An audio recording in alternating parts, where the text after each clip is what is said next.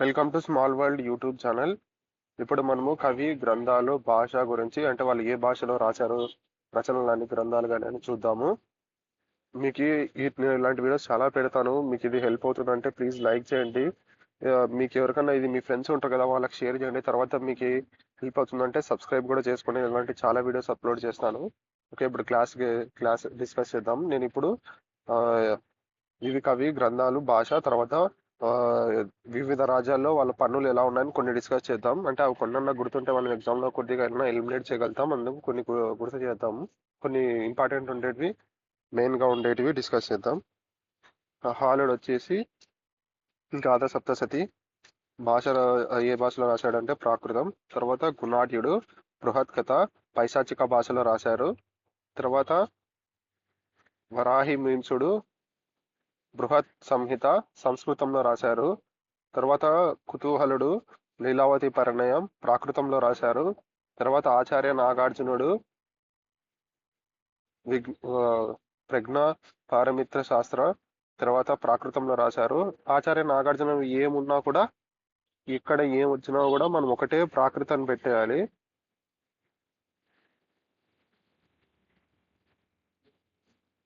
ప్రాకృతాన్ని పెట్టండి. తర్వాత నన్నయ్య వచ్చి ఇంద్ర విజయం చాముండేశ్వరి విలాసం వచ్చేసి తెలుగులో రాశారు. తర్వాత ఇంకోటి నన్నయ్య ఉంది. నన్నయ్య వచ్చేసి ఆంధ్ర శబ్ద చింతామణి ఉంది, అదైతే సంస్కృతంలో రాశారు. ఇంపార్టెంట్ గుర్తుపెట్టుకోండి. తర్వాత పండితారిద్యుడు శివతత్వ సారం తెలుగులో రచించారు. తర్వాత పాల్కొని మల్లన్న గీతసార సంగ్రహం తెలుగులో రచించారు. తర్వాత పాల్పురి సోమనాథుడు పండితారిద్య చరిత్రం తర్వాత బసవ పురాణం అనేది తెలుగులో రచించారు. తర్వాత బద్దెన తర్వాత నీతిసార ముక్తావళి తెలుగులో రచించారు. తర్వాత కొలను గణపతి దేవుడు శివయో శివయోసారం తెలుగులో రచించారు. తర్వాత విద్యానాథుడు వచ్చేసి ప్రతాపరుద్రియం తర్వాత రుద్రయ యశోదభూషణం సంస్కృతంలో రచించారు.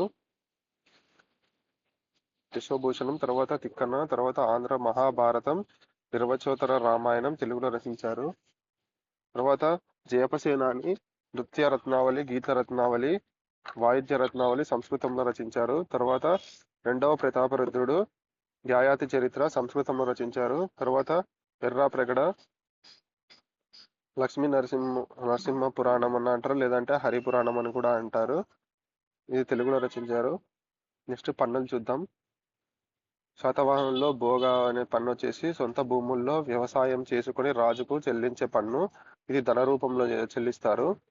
తర్వాత బాగా రాజు భూములలో కౌలు చేసుకున్నందుకు పన్ను.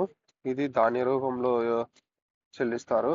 తర్వాత ఇక్ష్వాకుల్లో బాగా అంటే పంటలో 1/6 వంతు. తర్వాత భోగ అంటే ధన రూపంలో చేసేదాన్ని హిరణ్యం లేదా దేయం అంటారు. ధాన్య రూపంలో చేసేదాన్ని మేయం అంటారు. ఈ రెండు దానిని భోగ అని అంటారు. తర్వాత కరుకర వచ్చి వస్తువులు లేదా వ్యాపారంపై వేసే పన్ను. ఇప్పుడు వెంగి చాళుక్యుల గురించి చూద్దాం. మీరు ఇవన్నీ నార్మల్గా ఆల్రెడీ చూసిండే కాబట్టి ఇంటూలో ఇంటూ టూలో చూడండి, మీకు త్వరగా ఫాస్ట్గా అయిపోతుంది. తర్వాత భోగరాజు పన్ను యువరాజు చెల్లించవలసిన పన్ను. తర్వాత సంధి విగ్రహ పన్ను శత్రువులు దాడుల నుంచి కాపాడుటకు.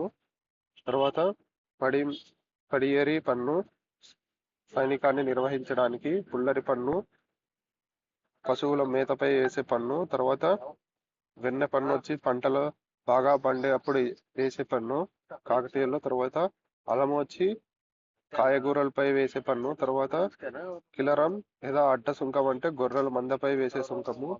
తర్వాత పన్నస పన్ను అంటే దాన భూముల మీద దానాలు ఉంటాయి కదా, ఆ భూముల మీద వేసే పన్ను.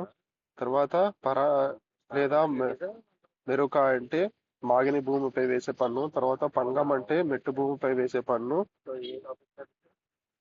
తర్వాత అంతరాయం అంటే పోక తోటల మీద వేసే పన్ను. ఇవన్నీ 3 భూముల మీద వేసేవి.